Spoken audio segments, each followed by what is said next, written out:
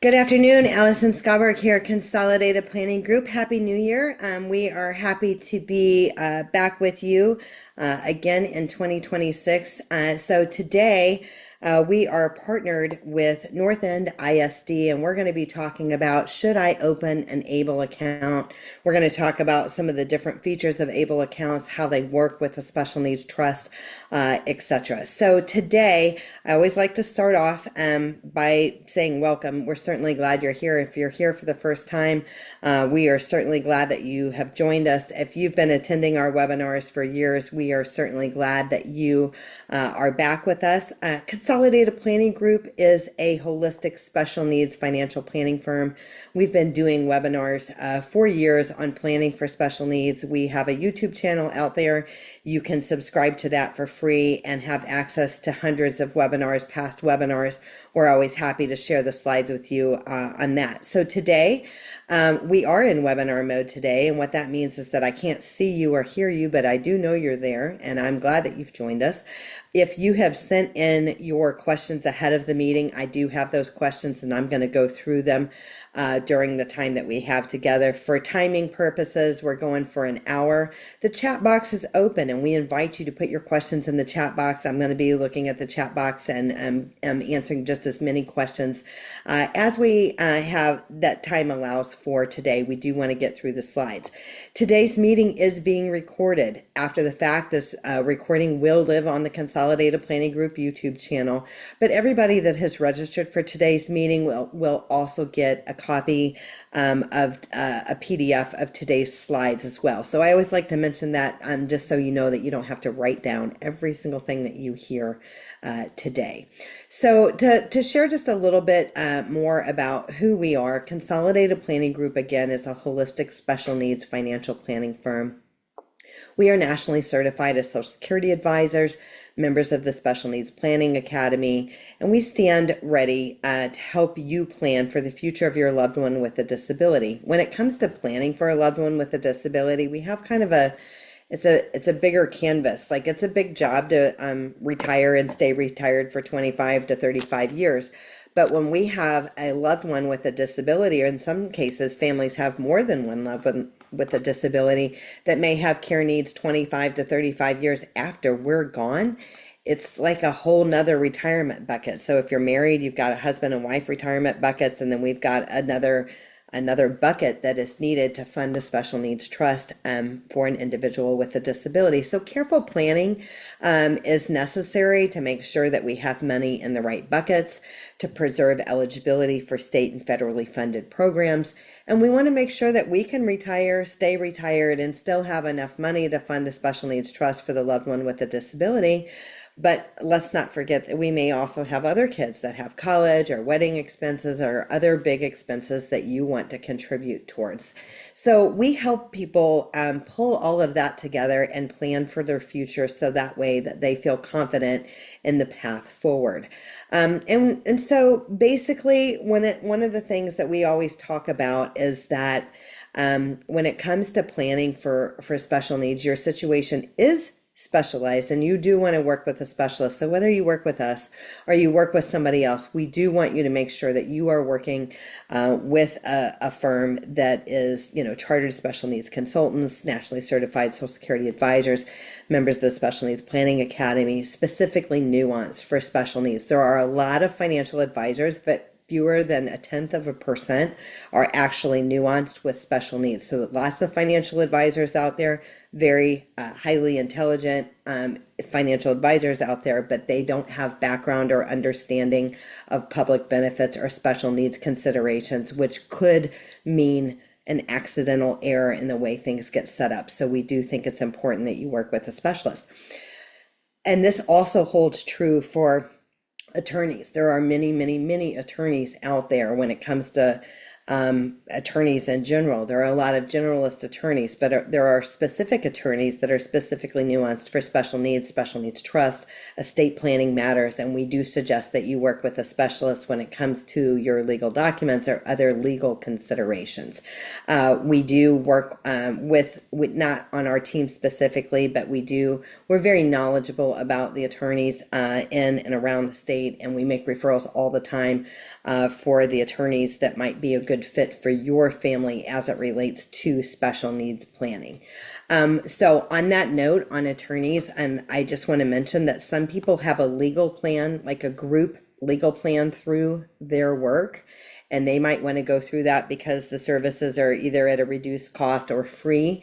Again, if you're going through a legal plan at work, you do want to specifically work with an attorney that is specifically nuanced with special needs, an elder law attorney or estate planning attorney that's specifically nuanced. And if there is not one in the group, sometimes there is, sometimes there's not, then my suggestion is to go outside of the group and get the specialist that you need. Okay.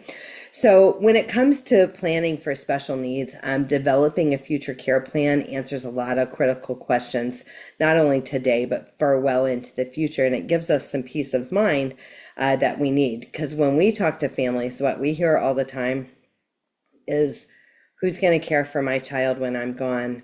I'm afraid I'm going to do the wrong thing. I'm going to put money in the wrong buckets and it's going to mess up their benefits. I'm afraid I'm going to say the wrong thing to the Social Security Administration or the Medicaid office and it's going to mess everything up. So we hear things like that all the time. And I think that one of the things that I consistently say is it's not about looking back, it's about looking forward. Sometimes families would say, well, I would be embarrassed for you to know what I haven't done or what I don't have set up. Or sometimes people say, we've gotten started on this process, but then we got delayed for a number of reasons and we need to pick up, where we left off. And then we work with people that have done extensive planning. Maybe they have a special needs trust, they have guardianship in place, they've done a lot of the legal part of the work. But they want a second opinion or a look under the hood. Do we have things set up appropriately? Or maybe we set this up 15 years ago and we need to revisit this. So there's all different stages of where a person might be in the planning process. And the biggest thing I want to say to you is don't beat yourself up.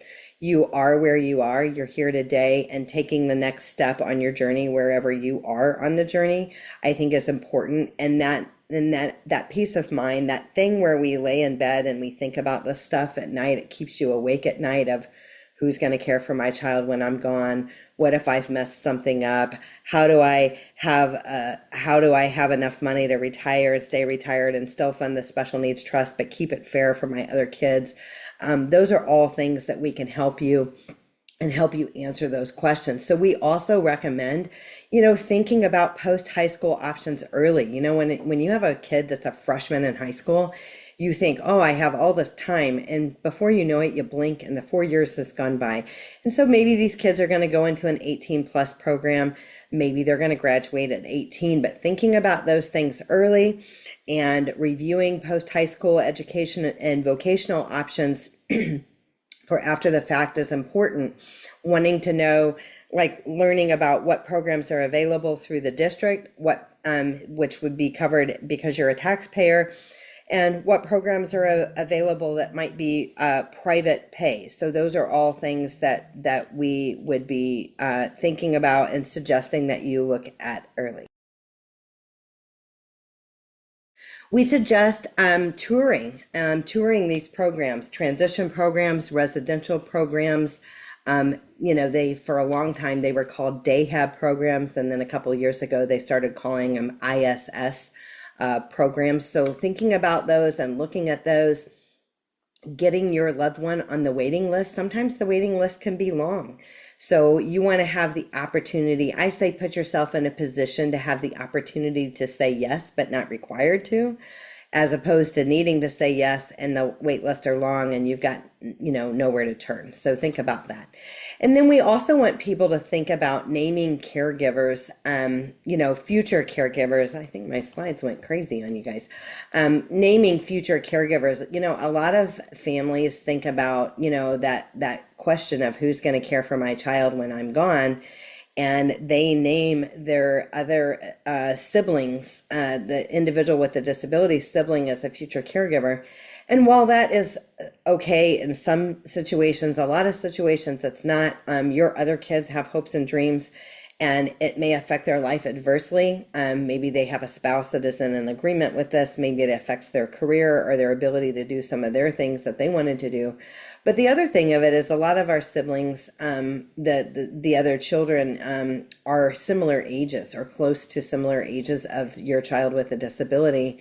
So it's not always the most viable option. We do see siblings as the successor trustee of the special needs trust that is carefully thought out what the future care options are going to be. But let's think about those things. And I know that is angst for some families. We've talked to some families before where they say, hey, after me, it's it. There is nobody else. Like, then what do we do? There are professional caregivers. There are caregiver navigators. There are facilities that can take over guardianship of the person. So again, part of it is just thinking it through and learning and educating yourself and putting your plan in place. And the plan that is in place for you may not be an appropriate plan for someone else.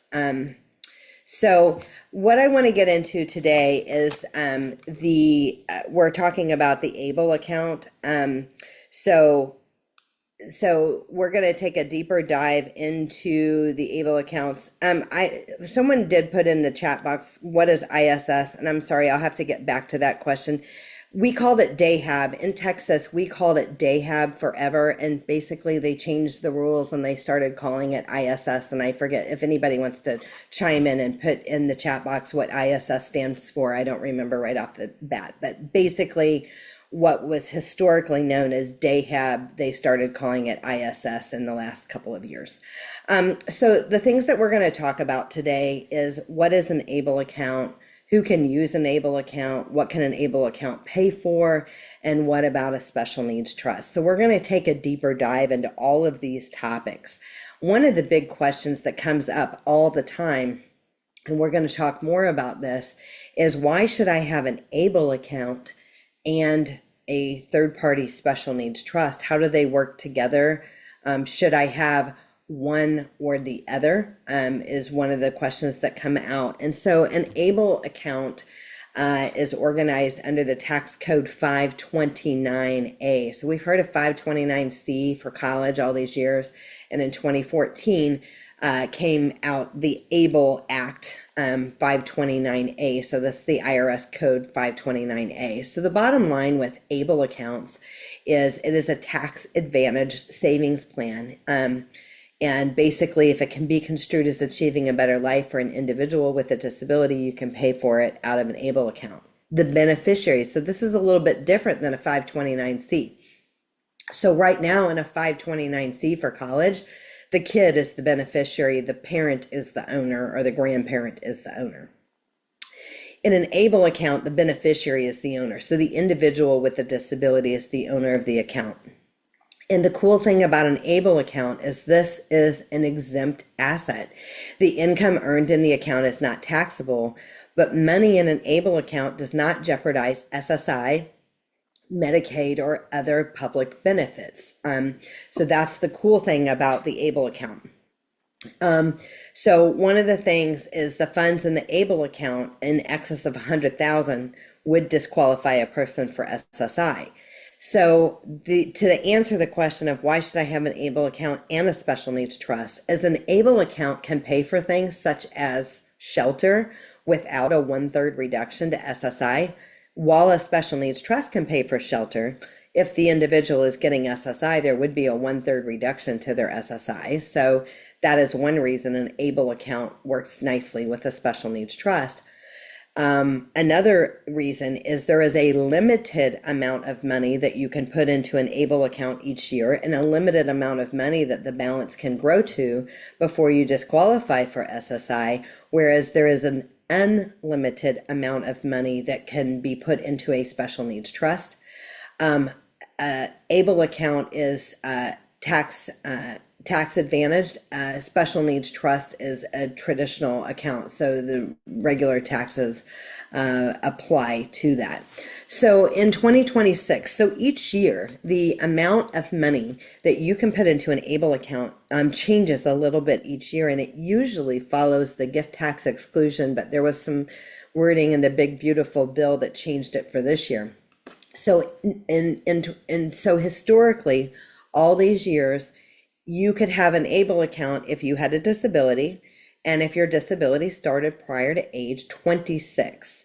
In 2026, that age, that the disability had to start before has gone up to age 46. So a person who is disabled, whose disability started prior to age 46 can have an ABLE account. And it doesn't mean that you had to open it prior to age 46. It simply just means that the disability had to start before age 46. So if you don't have one yet, it doesn't mean that you're behind or you can't get one. Okay. So the standard limit of how much money a person can put into an ABLE account for 2026 is $20,000.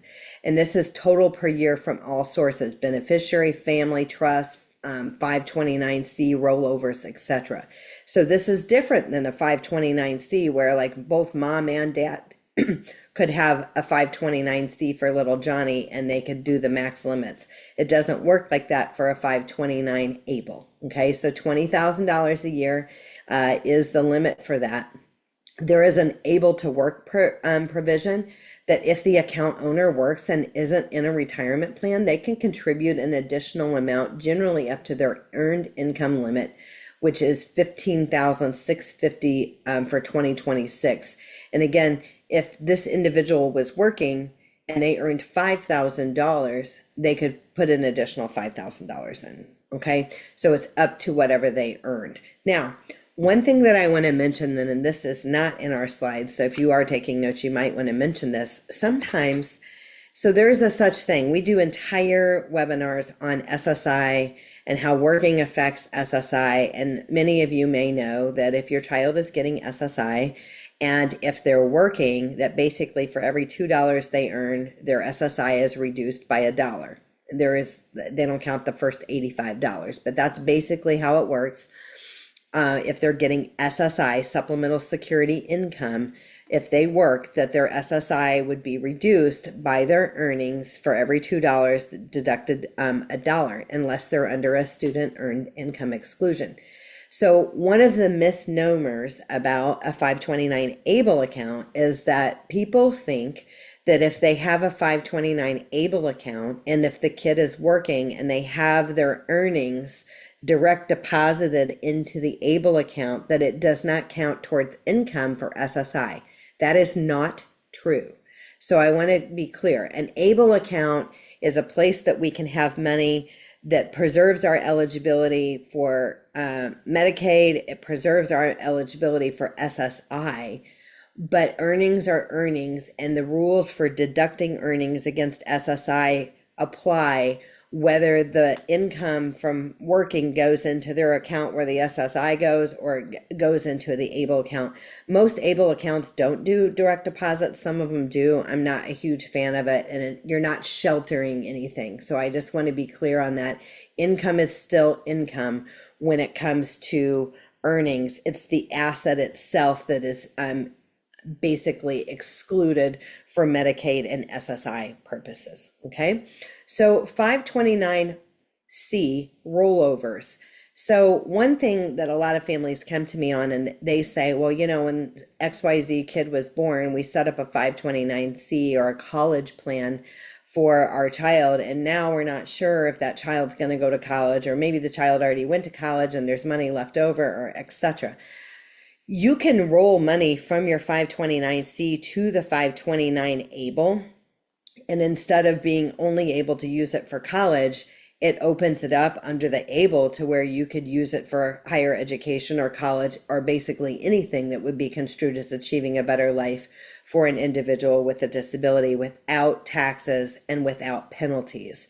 So if you've got a 529 for one kid that's probably not going to go to college, then you may consider rolling some of that money over each year, you're still subject to the maximum each year. So if you've got $100,000 sitting in a 529C plan, you can still only roll over that $20,000 a year, or whatever the amount is each year. It is $20,000 for 2026. So that is something to think about. There is a such thing as a saver's credit. Contributions become eligible for a federal tax credit up to $1,050 made permanent for 2026 and beyond. So that is a new thing. The other thing that I want to caution on, and I do not have this in my slides, there are such things as UGMA accounts and UTMA accounts, UTMA, UGMA accounts. Those are old styled college plans for kids, and these plans, UTMAs and UGMAs, grandma and grandpa might have one of them for your kid. You might have opened one all those years ago, and these are potential problems for you, for your loved one with a disability, because depending on where the account was open depends on if it becomes their asset at age 18, but in most 100% of cases, it definitely becomes the individual with a disability's asset at age 21, which would be counted against them for both SSI and Medicaid purposes. So if you're taking notes, the main thing to do is, if you've got college plans for this, your disabled child, you need to make sure that it is not an UTMA or an UGMA. And if it is, then you need to talk to a professional to get that worked out prior to applying for SSI, or prior to that money becoming their asset in their name and making them lose eligibility for things that you might have worked very hard to get eligibility for. And I'm speaking of Medicaid and Medicaid waivers. Different states have different waiting lists, but in Texas, we have 17 to 20 year waiting lists for a Medicaid waiver. So it is critically important that your child doesn't lose their eligibility status for Medicaid because of some snafu with an UTMA or an UGMA account. So I just wanted to mention that. Okay. So how to prove eligibility. So already receiving SSI or SSDI, you are automatically eligible for an ABLE account. Not on benefits, you simply need a disability certification from a physician. So bottom line is like when we open ABLE accounts for people all the time, it is basically a stated disability. We have never had anybody asked to present a signed certification from a doctor. I guess they reserve the right that they could ask you to do that. And in our application, there is categories like, is this a neurodevelopment disorder? Is this a physical disability? Is it, there's like 5 categories that the type of disability that it could be. And we've not had a single one. We open thousands of ABLE accounts a year, and we've not had a single person that didn't fall into a particular category as far as disability is concerned. So that is one thing to know, is like, they could ask for a written certification, but we've never had anybody ask for that so far. So the other thing, what we're going to talk about right now is using the funds from the ABLE account. How do we get money out of the ABLE account, and what kind of record keeping should I keep? Okay, so the IRS defines QDE, qualified disability expenses, very broadly. If it improves the beneficiary's health, independence, or quality of life, it likely qualifies. Okay, so things that you can pay for out of an ABLE account: housing, food, rent, mortgage payment, taxes, groceries, basically things that you can't pay for out of a special needs trust without a 1/3 reduction to SSI. You can pay for out of an ABLE account: transportation, car payments, gas, repairs, public transit, Uber, those types of things. Health and wellness expenses covered, not covered by insurance, co-pays, therapies, drug costs, things like that. There could be caregiver expenses, attendant services, basic living, clothing, cell phone bills, electronics, education, tuition, books, job training, coaching, things like that. Financial and legal service for the current and future benefit for the person with a disability. These are all types of things that can be paid for out of an ABLE account. So what I tell people, and this is the Allison School of best practices of requesting money out of the ABLE account, I suggest that people request money out of the ABLE account between the 1st and the 5th of the month. And that doesn't mean that's what you have to do. That's what I do as a parent of special needs, is if we're going to get money out of the ABLE account, we're going to request it between the 1st and the 5th of the month. And the reason we're going to do that is because that's going to give us the most time to spend that money and get that money out of the account prior to the end of the calendar month, not 30 days from the the day that you get it. But for instance, February has 28 days. The last day of the month is the 28th. So if I request money between the 1st and the 5th, I only want to request the money that I know I'm going to spend. So if I request $3,500 because I know I'm going to pay tuition, whatever, then I'm going to make sure that I made that tuition payment prior to the end of February, the 28th of the month, because money left over, we would just direct deposit it into the same account where the SSI or SSDI goes. And money left over transferring into that next month would be counted for asset purposes for Medicaid and SSI purposes, which that limit is still $2,000. We hear all the time that people say, I heard that that limit went up to $10,000, or I heard it is going up. There has been proposed legislation. That number, that $2,000 limit, hasn't changed in many, many years. Some states are different, like California is much higher than that, but most states are $2,000, and it hasn't changed in like 40 or 50 years. It's kind of ridiculous. We are still hopeful and optimistic that that Medicaid limit is going to change, but if you've heard that it's 10,000, that's not true. It has not passed. It has been proposed, and it is still $2,000. Okay, so let's see. So one person said at the end, can we talk about some SSI resources? And we certainly can. And one thing that I will tell you is that we do a webinar, and it is on the Consolidated Planning Group YouTube channel, Government Benefits 101. There's lots and lots of, we've done lots of webinars on public benefits. And what I would also like to say is you're not crazy. You are not alone. It is confusing, and that is why we do educational webinars on that. It is crazy. There's Supplemental Security Income SSI, then there's SSDI, there's RSDI, there's CDB that was formerly called DAC or DAC for 40 years, but it's the same thing. They have lots of acronyms. Some of them sound the same and are not the same at all, and some of them don't sound the same, but they're the exact same program. So if you are feeling confused, that is exactly why, and that is why we do have the webinars on that topic, and certainly we can help you with that. We are nationally certified as Social Security advisors.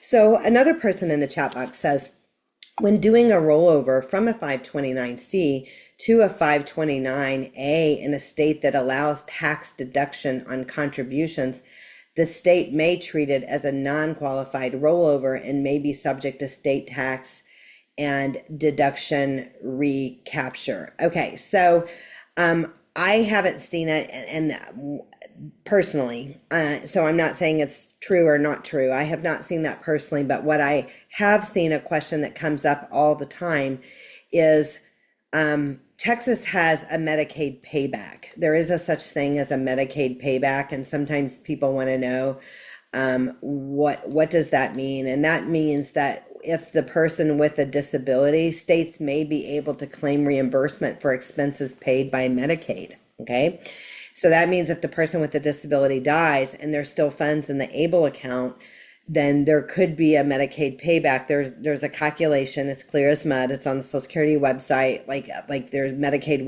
websites on how the Medicaid payback will work. And if the person never had Medicaid, then there's not going to be a Medicaid payback, and it would go to the estate of the beneficiary of the ABLE account, right? So that's basically how that would go. But what question has come up many times is, okay, I live in a state that there is a Medicaid payback, and that is like Texas has a Medicaid payback. And I understand that I could have an ABLE account from any state. So if I go pick an ABLE account from a state that does not have a Medicaid payback, then do I therefore not have a Medicaid payback? And the answer is no, you don't. you're not getting rid of the Medicaid payback by going to another state for an ABLE account. If you live in a state that has a Medicaid payback, you're a resident of said state. So whether you go to a different state that doesn't have a Medicaid payback for your ABLE account, the Medicaid payback would still be applicable because you live within the state that has the Medicaid payback. And so that is the answer that we have been given by the National Resource Center. There is an ABLE National Resource Center. They don't answer the phone, but they do answer emails, and they do have a lot of Q&As on their website, and I have found them helpful. You're not limited to an ABLE account in your state. There's over 49 options. We open ABLE accounts for people all of the time. We have specific recommendations that we pretty much stick with because we know that they have good customer service. We know they know what they're doing. Sometimes you can go to your bank and open an ABLE account. There are other big institutions that open ABLE accounts, but what I have found frustrating is that they don't have anybody there that knows anything about it, or qualified disability expenses. So when you have questions, they bounce you around 15 times before you ever get anybody. And then when you finally get somebody, they give you misinformation.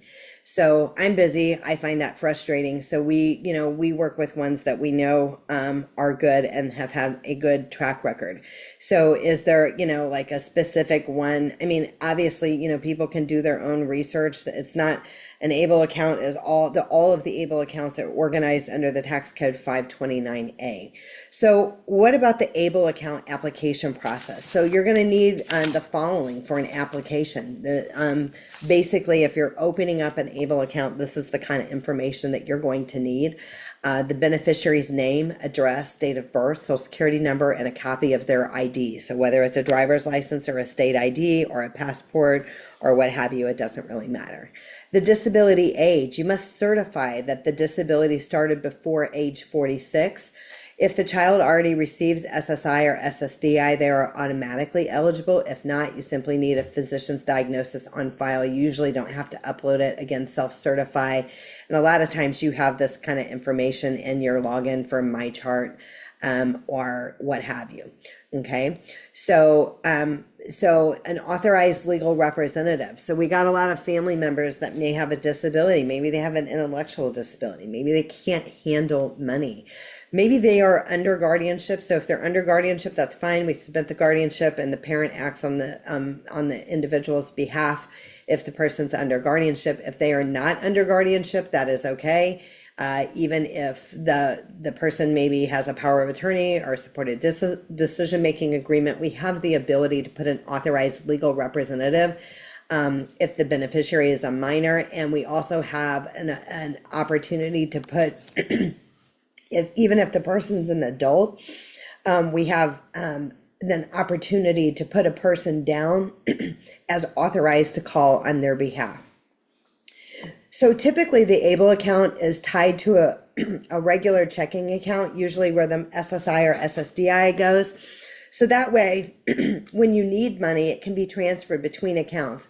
A voided check or a letter showing that the account number is needed to set that up. So that way, basically, when you request money, it gets direct deposited right into the account where your SSI goes, and you use your same debit card you would for that particular account. Okay, so basically, when it comes to spending, we did have a couple of questions, and I'm going to go into my write-in questions as well. Let me read this first question. Let's see. Okay. Can you explain ABLE funds for housing when receiving SSI when we already use the SSI funds for housing? So basically, what can you spend? What are the spending restrictions on an ABLE account? If it can be construed as achieving a better life for an individual with a disability, you can pay for it out of an ABLE account. It is broad in its terms of what is construed as achieving a better life for an individual with a disability. So you may be paying for housing out of SSI already, but it may not be enough. So there might be more that would come out of the ABLE account. SSI is designed to pay for food and shelter. That is a fact. But a lot of times, like right now, the SSI for 2026 is $994. Well, I've been looking at apartments for years for my adult kids with disabilities. I've yet to find one for $9.94 a month. I wish I could. So a lot of times their monthly expenses are greater than that. Okay, so a person says, what if your child has a disability upon birth, but currently doesn't apply for any benefits due to parents' financial status? When do they become eligible for benefits? So you can apply for an ABLE account anytime. And what I tell people is like, so in this example, if your child is a minor, and because your child is a minor, they're not getting SSI because when your child's a minor, it's based off of the parent's income and assets, not yours. I mean, not theirs. So oftentimes children who are disabled don't qualify for benefits until after they turn 18 because the parents make too much or they have too much money. The whole point of the ABLE account is to preserve eligibility for SSI and Medicaid. But if the person is not getting Medicaid and they are not getting SSI yet, I would say it's not a fire that you need to hurry up and get an ABLE account right now. It's when you have applied for SSI. It's if you are applying for SSI and the kid has more than $2,000 in their name, how do we legitimately move that money appropriately to protect their eligibility for SSI and not trigger a look back? Because some families think that they should just close the account or just take the money out or move the money to their name. And those are all not legit ways to spend down the money. So there are legitimate ways and not correct ways to go about doing that. So my point is because there is a Medicaid payback, if the person is not getting SSI, if they are not getting Medicaid, if they are not getting a Medicaid waiver, then it might be okay for you to wait on getting an ABLE account. And I always say we can open an ABLE account for you anytime. But if they are getting SSI or they have applied for SSI, they are getting Medicaid or Medicaid waiver, it probably is a good time to consider an ABLE account unless the individual is never at risk of having more than $2,000 in their name. If there's no chance and there's nowhere close to that, then maybe you don't need an ABLE account, okay? So those are a few of them. So let's talk about a couple of write-in questions. One person says, I don't know if my 18-year-old will be able to live an independent life. If we open an ABLE account and things change, basically what can I do with the money? I mean, you can just make a distribution. There's no limit on the amount of distribution that you can take out of an ABLE account. So there's no harm in that. So you can make a distribution for the said benefit of that individual. Another person says, how do ABLE accounts work in conjunction with the third-party special needs trust? Should we have both?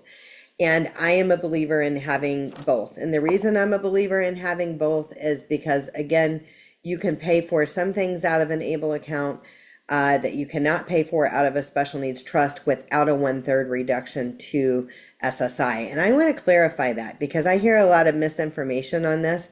Sometimes I hear professionals say, you cannot pay for shelter out of a third-party special needs trust.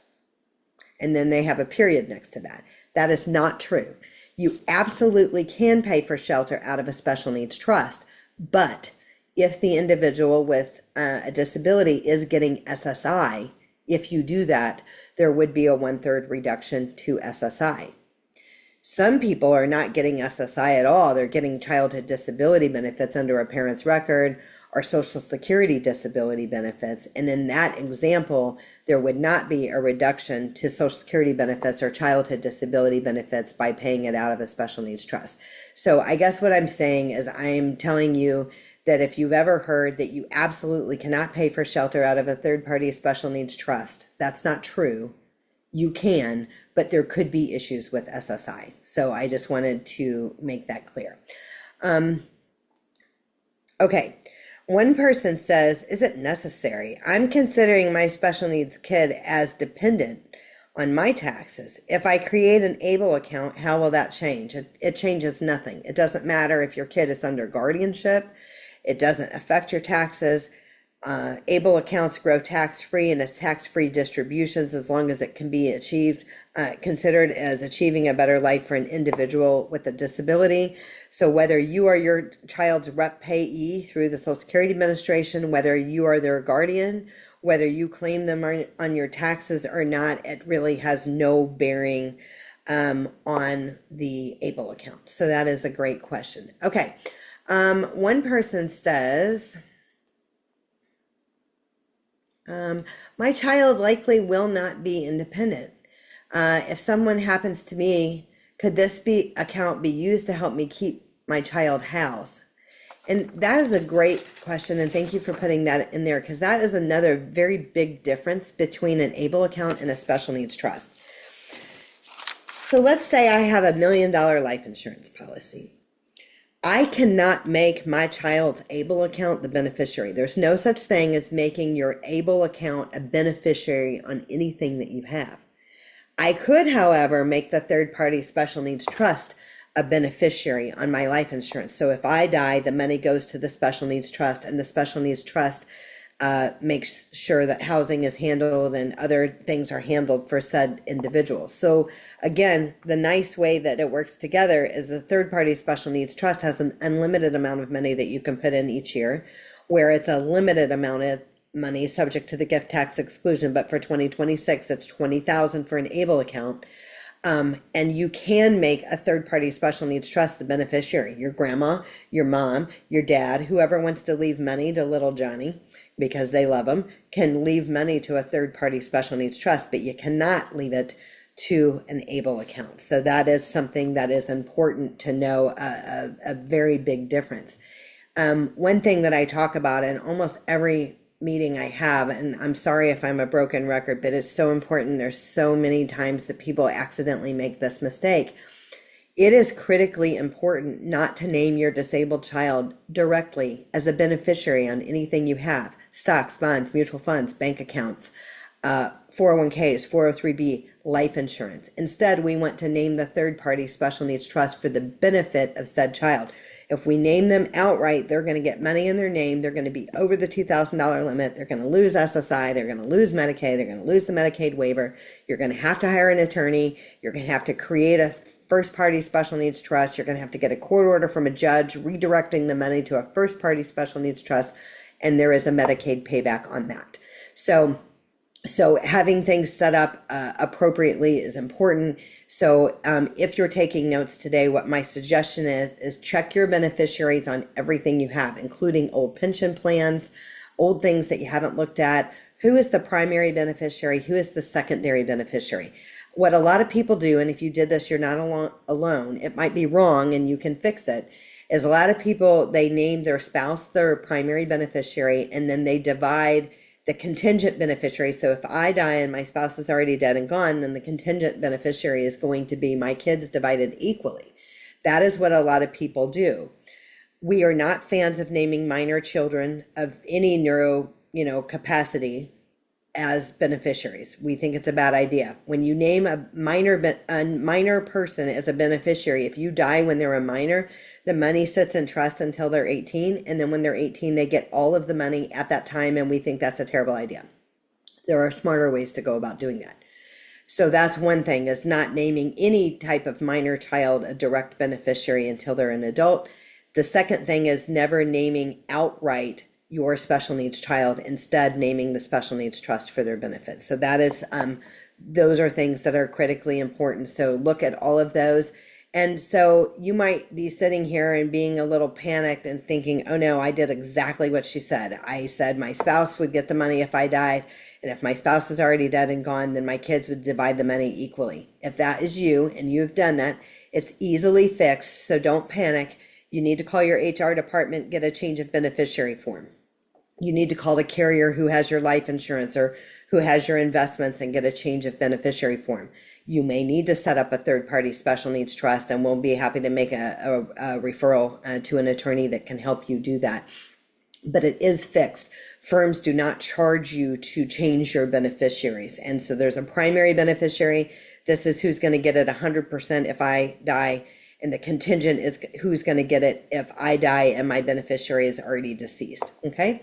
So So basically, what happens with your money when you deposit money into the ABLE account, it doesn't just sit in the vault. It functions like a hybrid between high yield savings or to an investment portfolio. You can have them in fixed, you can have them in as low risk to high risk as you want. And what I would say is 99% of our clients are in moderate risk. They're not just in fixed, they're in moderate. Okay.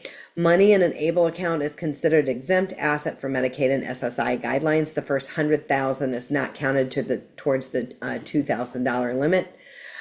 You can choose an ABLE account, cash versus market, so money market versus the stock market. There are basically two main paths, and again, that's going to be a money market or more of something that's in the market, but it doesn't necessarily have to be risky, and it depends on a person's risk tolerance. So what happens with your money? It grows tax-free. It's tax-free distributions, penalty-free distributions, as long as the distribution can be construed as achieving a better life for an individual with a disability. You're not going to get a 1099 at the end of the year for the interest earned, which keeps the child's tax situation simple. Okay. So it becomes liquid via debit card or transfer, which we talked about that earlier. Many plans allow you to link a Visa or a MasterCard. My favorite plans, again, they just link to your checking account that the SSI or the SSDI goes to. Okay, those are my favorite types of accounts because it's easier and nobody needs more debit cards. There are some ABLE accounts that promote that they have a debit card, but what they don't tell you is that the debit card is useless, because if your money's in the market, you got to sell to have money on that debit card. So you're carrying around a debit card that has zero balance on it because the money's in the market. So I am not a fan of that. I am a fan of less is more. So one debit card, same account where the money, the SSI money goes, is good for me. So again, transferring to the person's checking account is usually where the ABLE account direct deposits the money when we need money. It pulls from the person's checking account. We can also put a parent's checking account on file with the ABLE account. So if a parent wants to contribute, then we can draft that. Same thing for the individual with a disability. So again, a special needs trust and an ABLE account, it's not an either or. I would suggest it's a both. Okay, so think of a special needs trust as safe for the long-term protection, large assets, and your ABLE account as a wallet for the day-to-day spending and flexibility, and to preserve that eligibility for state and federally funded programs. So this is going to be a good slide. I've spent a lot of time kind of going over kind of the differences of an ABLE account versus a special needs trust. So ABLE account, again, is limited. Annual contributions for 2026 is $20,000. Unlimited amount of money can go into a special needs trust. An ABLE account can be funded with cash. Contributions can come from anyone, including a beneficiary, whereas a special needs trust could be funded by a third party. It could be funded by anybody. It could be a life insurance, a pension, a 401k. You could make a beneficiary the special needs trust. In an ABLE account, the individual with a disability is basically the owner of the account. In a special needs trust, the trustee controls those funds for the benefit of the individual with a disability. You are safe to pay for housing out of an ABLE account. If you pay for housing out of a special needs trust, there's that 1/3 reduction for SSI. ABLE accounts are tax advantage. It grows tax-free. Tax-free distributions for qualified disability expenses. Special needs trust, taxable income and gains are generally taxable at the trust tax rate, which can be considerably higher, as high as 37%. An ABLE account is subject to a Medicaid payback, and in the state of Texas, it's subject to a Medicaid payback. If you are a resident of the state of Texas, it depends on your state if there's a Medicaid payback. There is no Medicaid payback on a third-party special needs trust. Okay, so just wanted to mention that. So I think we have another question. Let's see.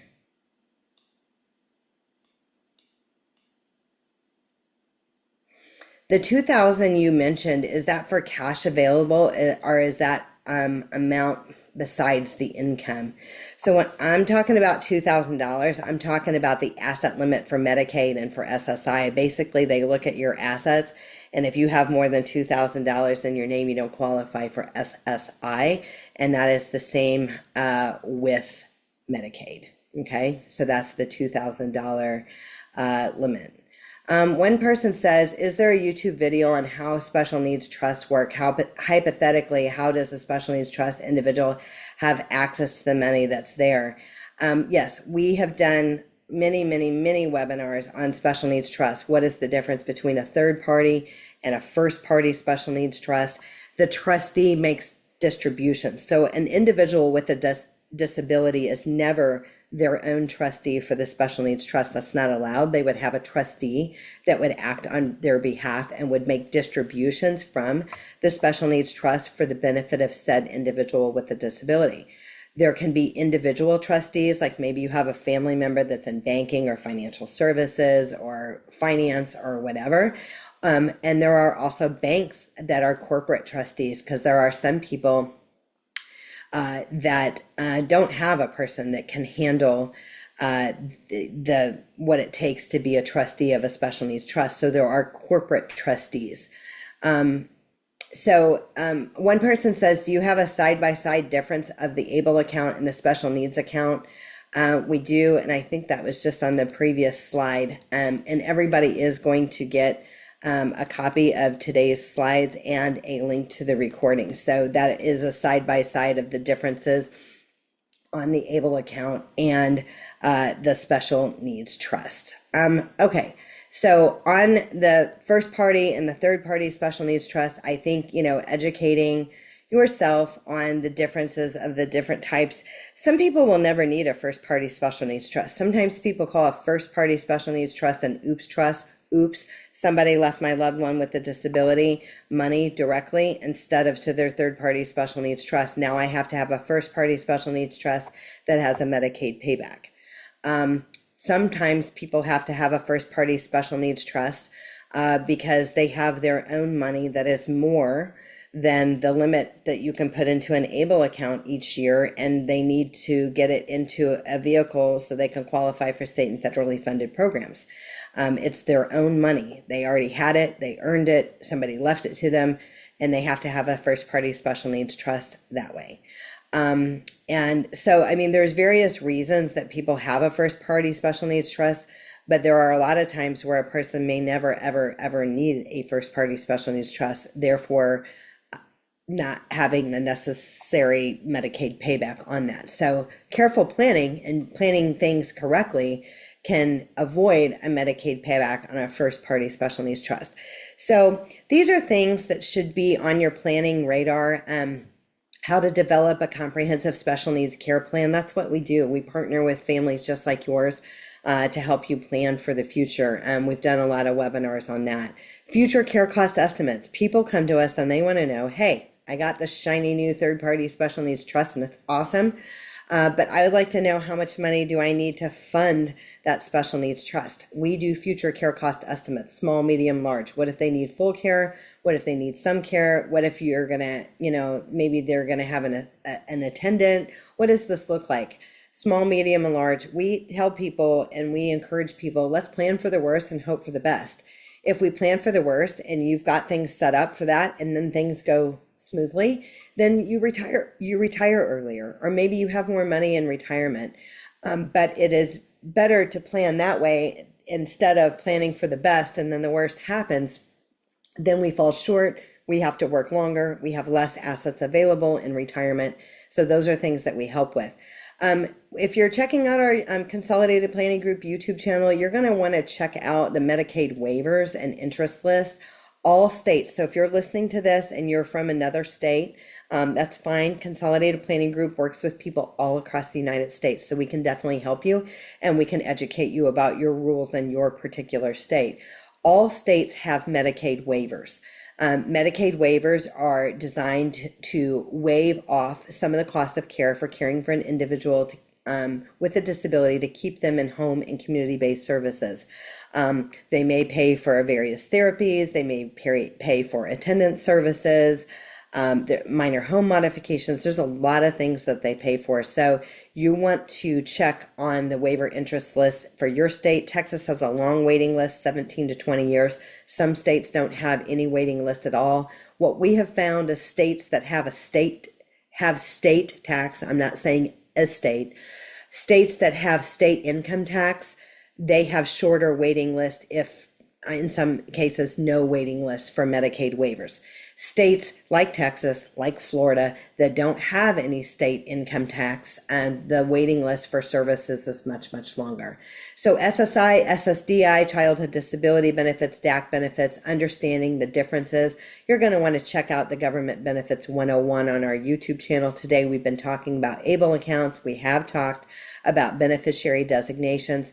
We touched on our special needs trust. We have entire webinars on special needs trust, first party and third party, and what you need to know with them. We are recommending that you start considering options, post-high school options, educational options, partial residential, full residential, day hab, ISS programs, post-high school. And we do think you should consider those for what your family's needs are.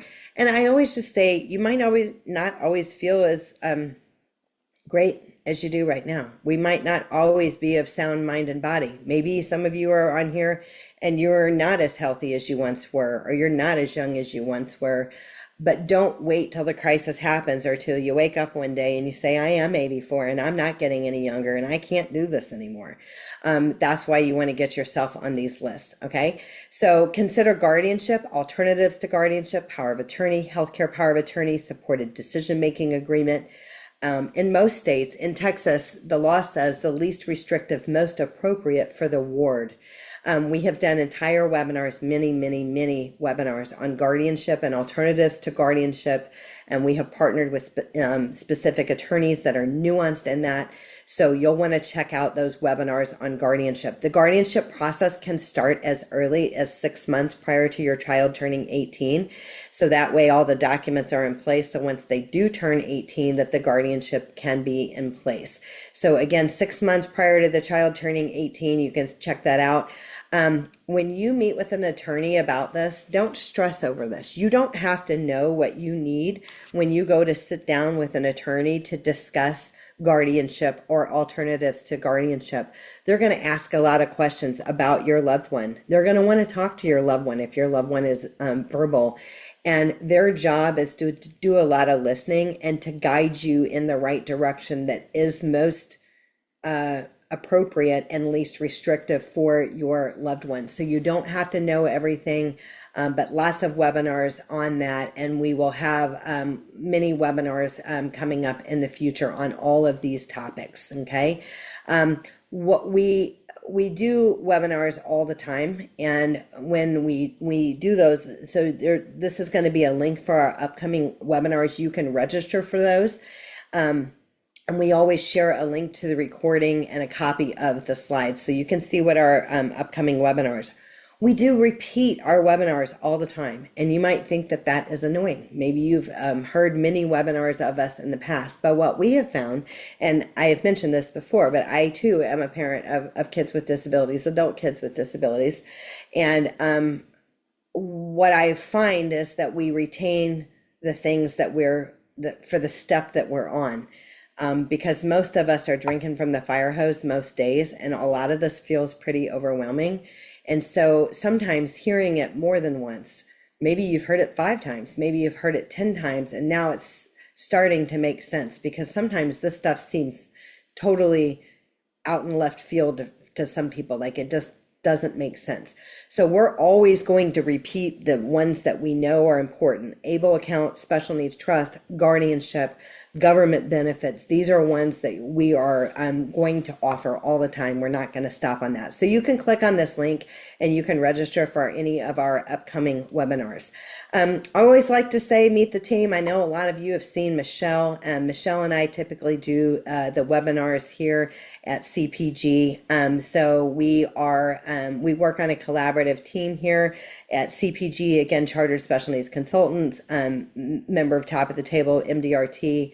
nationally certified as Social Security advisors. And guys, we are ready to help you plan for the future. So whether you've done a lot of planning, you've done a little planning, you already have an advisor. Most people that come to us already have an advisor. Their advisor just isn't specifically nuanced with regarding people with disabilities. So that's where that comes into play. So everybody's going to get a copy of today's slides and a link to the recording. This has this QR code on there, and that will take you to a calendar link where you can schedule your free personalized consultation. We always offer free personalized consultations. These are 45 minutes, and what it is it is designed for us to learn a little bit more about you to learn a little bit more about us, to learn what type of planning that you've done so far. Why are you coming to us? What do you need help on? And we'll talk to you about the doors that you can walk through with CPG and how we might be able to help you on the planning journey. So the QR code will take you to a calendar where you can schedule that 45-minute free consultation at a time, a day and time that works for you. So certainly it has been my pleasure to be with you here today, and certainly with North End ISD. If you have any questions that we didn't answer during our time together, certainly let us know, and we will look forward to working with you. And let's let 2026 be your year. So I'm glad you guys are here with us today, and we're happy to help you any way we can. Thanks so much, everyone, and have a great afternoon. Bye now.